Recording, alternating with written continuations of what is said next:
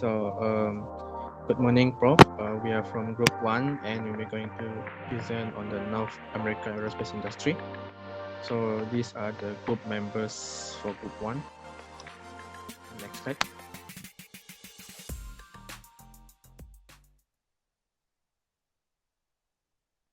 Okay.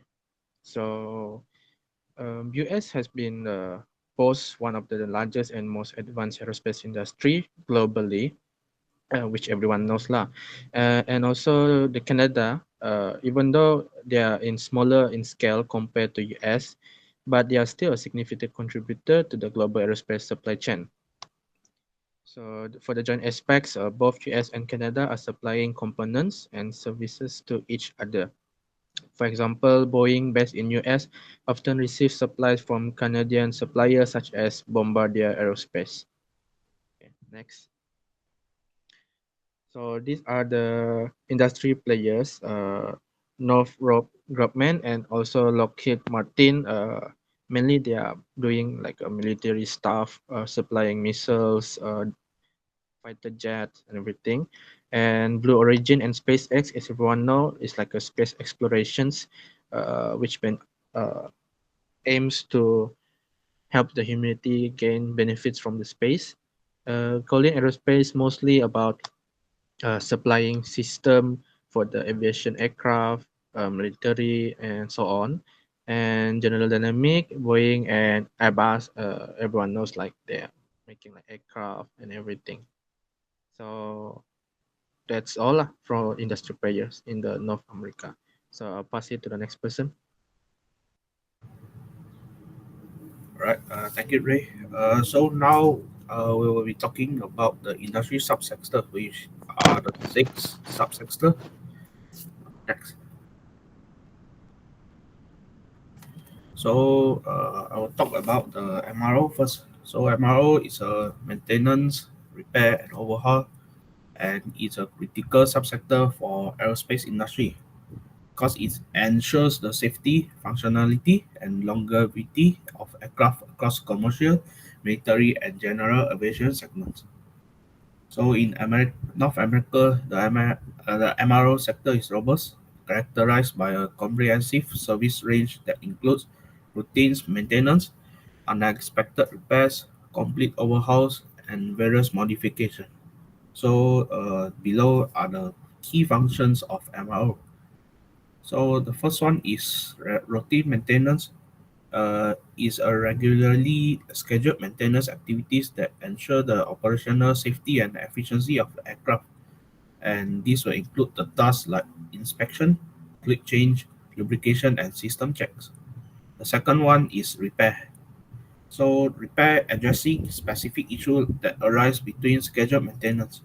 Repairs can range from minor fix to critical components to measure rectification following incidents of significant wear or tear.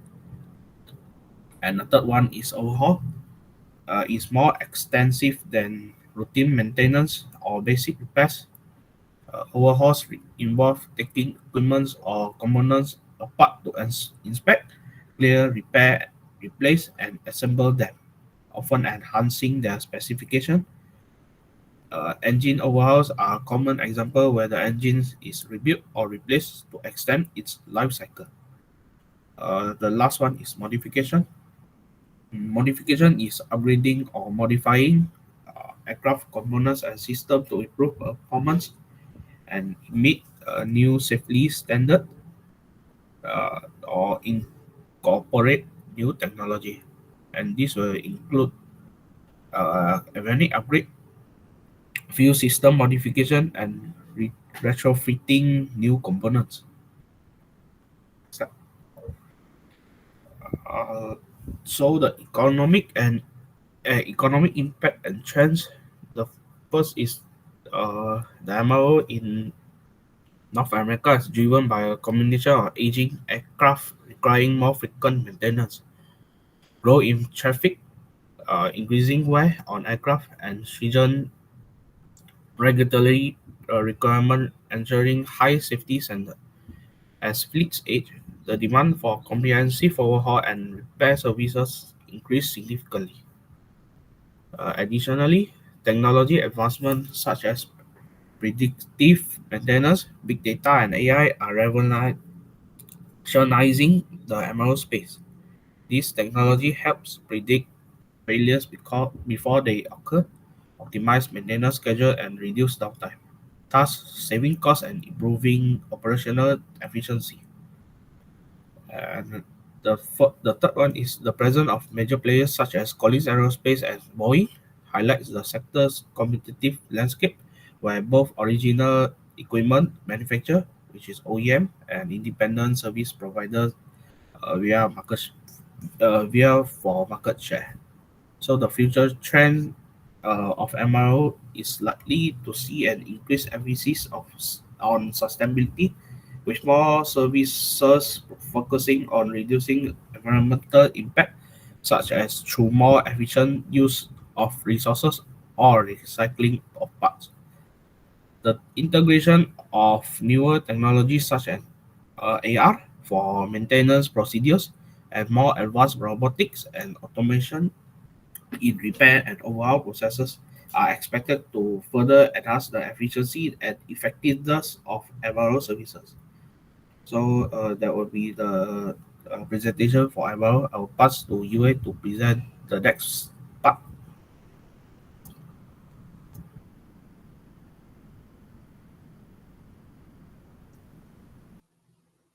So I continue with the part of aero manufacturing companions in North America. So there are a lot of companies that are doing manufacturing. First is Boeing. So their headquarters is in Chicago. So the Boeing is one of the largest aerospace manufacturer globally, specializing in commercial airplanes, defense, and space systems. Besides that, also got Lockheed Martin. So their base is in Bethesda, Maryland.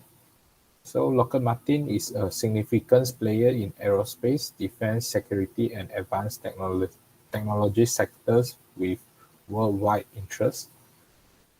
And we also got Northrop Grumman, which is located in West Fort Church, Virginia. Northrop Northrop Grumman provides aerospace and defense technology, and it is known for its innovation in autonomous systems, cyber, C4ISR, and logistics. Then we also got Bombardier, uh, where it's located in Montreal, Canada. So Bombardier is prominent in manufacturing of both planes and trains. So in aerospace, they are particularly known for their business jet. Lastly, we also got General Dynamics, which their headquarters is in Restaurant. So General Dynamics engage in the provision of aerospace and defense product and service, including business aviation service.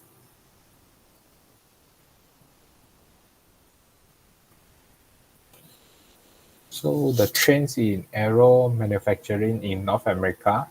So the first one is sustainable efforts. Companies are increasingly focused on reducing their environmental footprint through innovation like more fuel efficiency aircraft and exploring alternative fuel. Also, maybe they also need to find some new materials to which can reuse and recycle.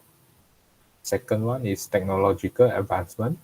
There is a significant push toward incorporating new technologies, including automation and robotics, to enhance manufacturing efficiency and product performance.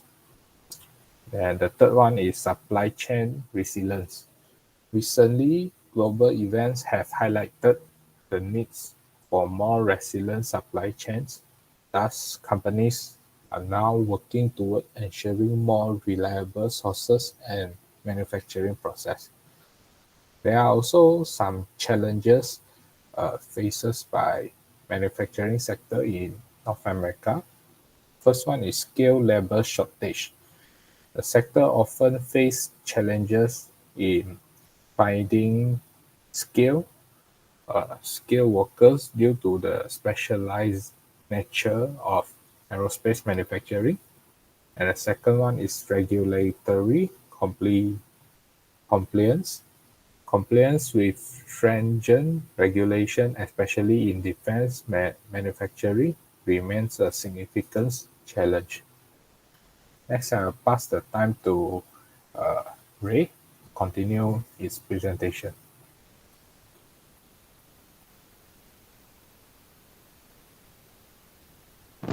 So just now I mentioned about industry players. So now we're going to go for the specific one, which is the system integrations. So system integration, we have node group man. Ray, can you speak louder? Bit couldn't hear your voice. Sorry.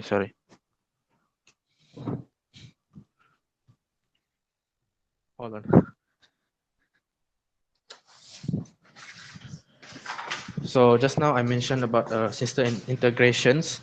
Now we're going to going specific for which industrial player is inside it. We have Northrop Grumman, Collins Aerospace, and Boeing. So Northrop Grumman is an innovative provider of proven manned and unmanned air vehicles.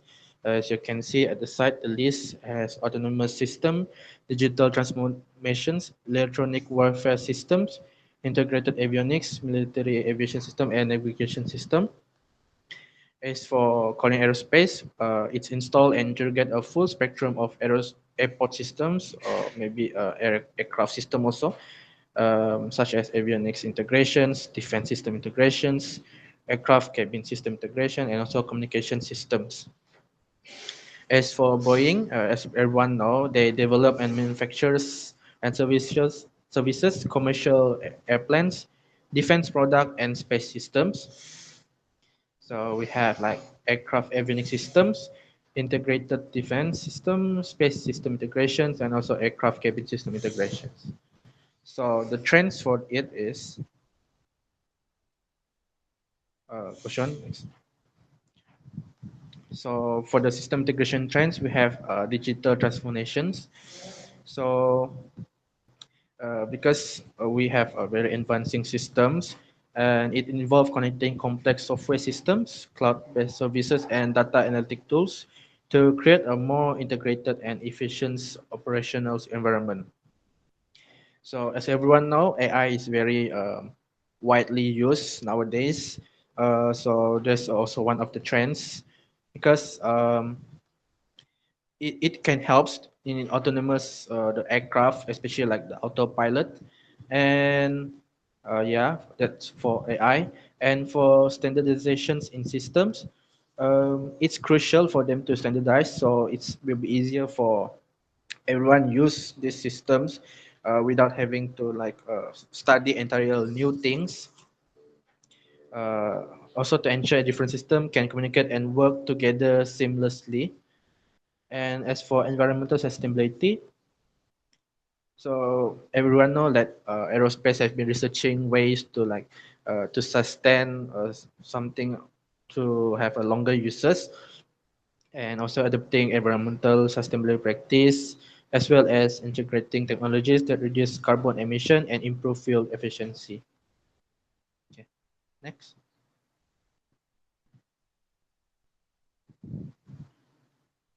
Okay. Now we're going into the engineering and designs. We have Bombardier, Lockheed Martin, and also General Dynamics. So Bombardier is specialized in the designs, manufacturing, and support of high-performance business jets with a focus on innovations, sustainability, and luxury interiors. So you can see they are like doing business jet manufacturing, business jet designing, customer-centric design, digitalization, and smart manufacturing. So for Lockheed Martin, uh, also they the same things. They're innovating and advancing technology and national defense through aerospace industry, military aircraft design and engineering, space system engineering, autonomous system and UAVs, missiles and defense systems design. Okay, so The last one is General Dynamics. They are leading producers of business jets and the standard bearer in aircraft repair, support, and completion services. As you can see, they do like defense aircraft design engineering, space system and technologies, business jet design and engineering, as well as aerodynamic and structural engineering. So for the trends, engineering and design, so they have been like practicing an additive manufacturing techniques, which allow for rapid prototyping, complex geometries, and reduce waste, which leads to lighter and more fuel efficiency aircraft, which also lead to the sustainability and green technologies. So the use of lightweight composite materials, hybrid electric propulsion, as well as aerodynamic optimizations to minimize environmental impact have been growing in aerospace companies, as I mentioned earlier, because they seek to reduce carbon emission and improve fuel efficiency. So you guys can see that system integration and engineering and design trends have the same trends, since both also aiming for sustainability. So next one is global supply chain resilience. So as you guys know, since COVID-19 pandemic, aerospace industry are greatly affected by this. So now they are is focusing on building resilient supply chains, which involve integrating technologies like IoT and blockchains to improve supply chains and transparency and responsiveness. So last but not least, customization and user-centered designs. So they over the year, aerospace companies have been designing aircraft interiors and system based on customer needs. It focuses on enhancing the passenger experience and providing tailored solutions for business and private aviations, because they are our customers, so we have to listen to their needs and make the comfort out of it. So I think that's all from me.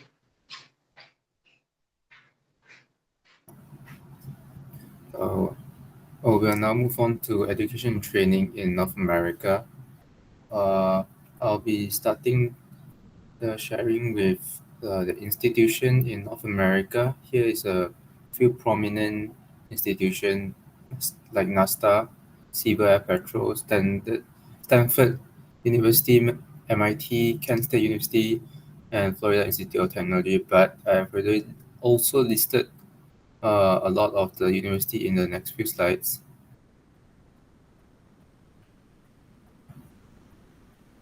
Next. And next. Here are a few trends in the education and training sector in North America. Here we can see that most of the educational level of aerospace engineer in 2021 will be having a bachelor's degree or a graduate degree, while some of them will have associate degree, some even graduated just from college or even high school or equivalent. However, we can also see that the aerospace engineers are mostly male, with I think maybe like 10% female. Next. And here, this visualization we can see that most of the aerospace engineers in North America studies in engineering. However, surprisingly, that the second most prominent majors they have is business.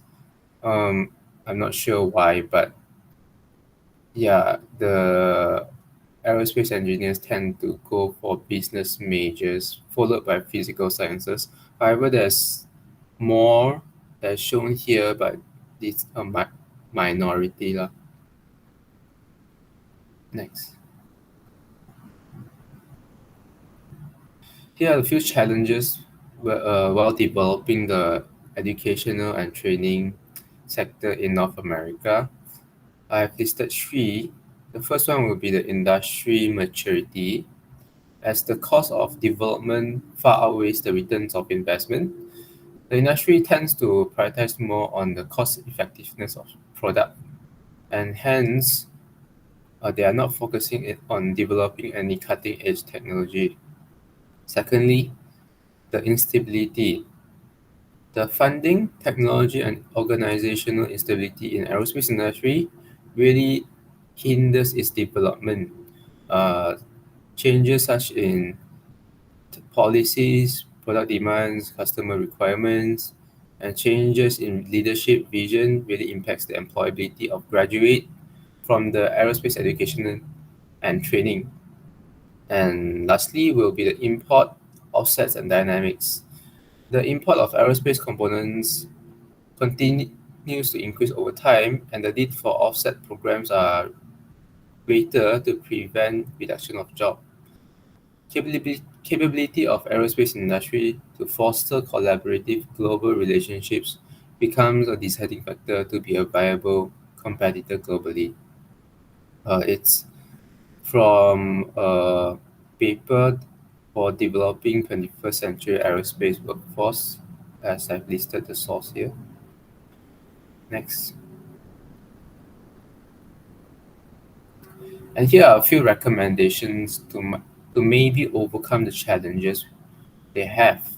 First one will be National Training and Development Partnership, which is conducted uh, across the North America with more specialized training and development partnership with the institution and the workforce to produce more skilled technicians and engineers.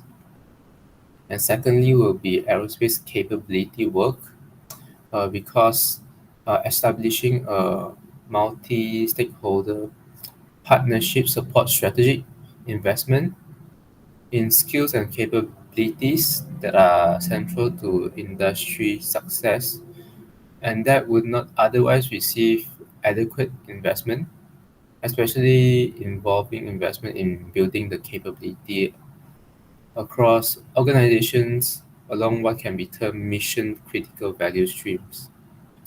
And thirdly, public policy priority protecting investment in intellectual capital.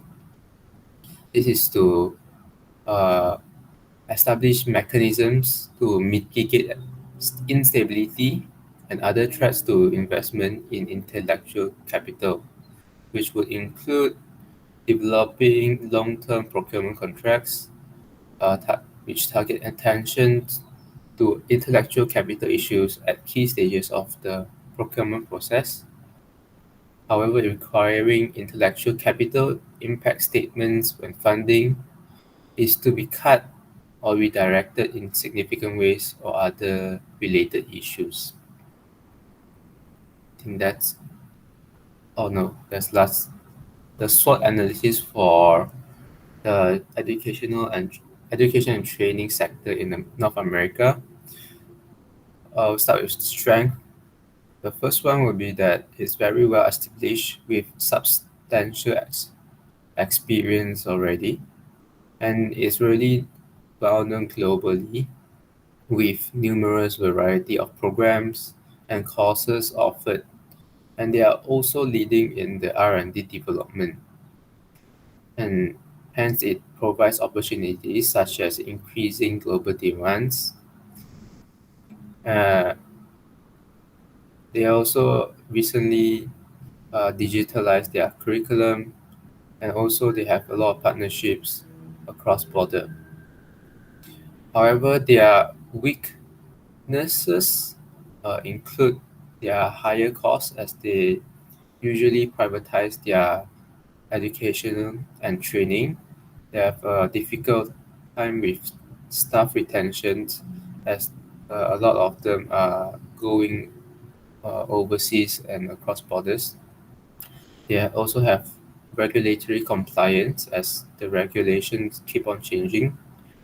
And also, since their state university are usually just limited to their state itself, they have limited accessibility in different regions.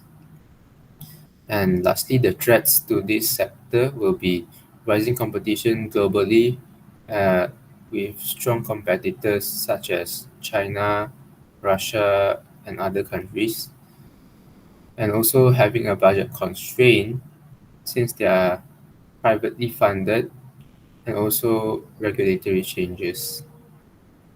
That will be all for the education and training.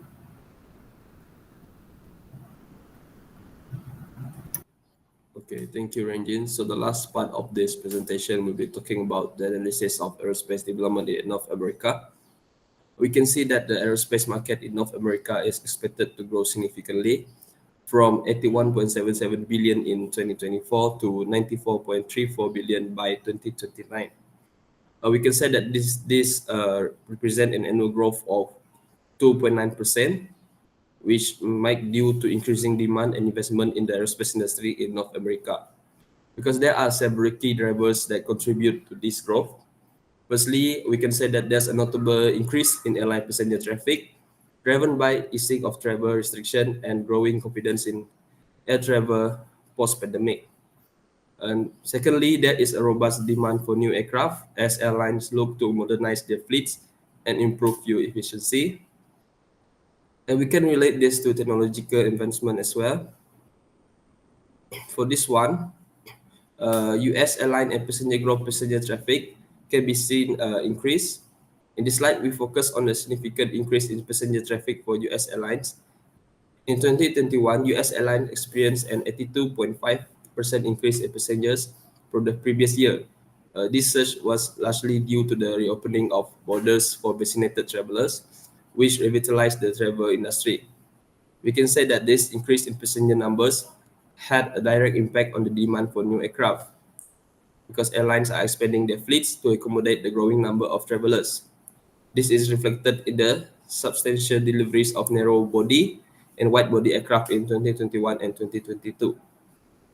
And we can see that the airlines have strategic plans, which include numerous aircraft orders that is scheduled for delivery in the coming years.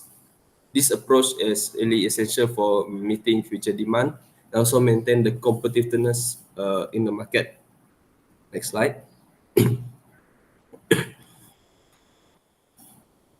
The US market is poised for significant growth within the aerospace sector. This growth potential is underpinned by various strategic investment and development. Because in 2021, US airline carried 674 million passengers.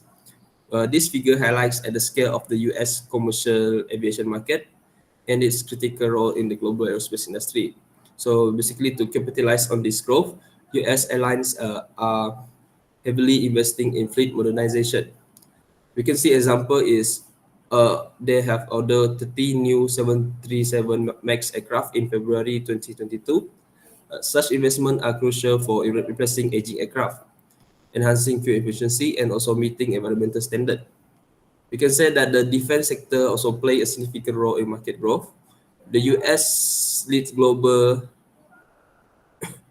The US leads global defense spending with substantial investment aimed at replacing aging fighting jet and also upgrading their military capabilities. This includes some procurement of advanced aircraft and defense system. Next slide. Basically, to summarize everything, uh, we can say that the aerospace market in North America is benefiting from combination of increased air travel, technological advancement, and substantial investment in both commercial and defense aviation. We can see that it is a positive outlook is expected to continue, driving growth and innovation in the industry of aerospace in North America. So I think that's all from us. Okay, thank you very much, Group One. Talking about USA and Canada, even though the presentation more skewed towards US, but nonetheless, a very good presentation. And I can say that the coverage is quite impressive in terms of the findings.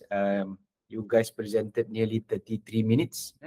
And just to comment on the education and training issues highlighted by Renjin just now about why the graduates in the US, especially for the engineering aerospace engineering, they also take other other minor. And they normally in the US, they have a policy whereby an engineering student, they will take a minor in their program. For example, like they have aerospace engineering with finance, for example, aerospace engineering with history, or aerospace engineering just now with business studies. This is to allow the graduate to be more marketable, where they can go into the industry and being accepted, not just as an engineer, they also can have other knowledge or other skills. For example, like why many of them take with business studies, so that they can easily go into the aerospace business aspect. Not just because in order for you to get involved in aerospace business, doing marketing, doing business management and so on, you need the aerospace engineering degree as well. So that's why many of them having major and minor kind of degree program.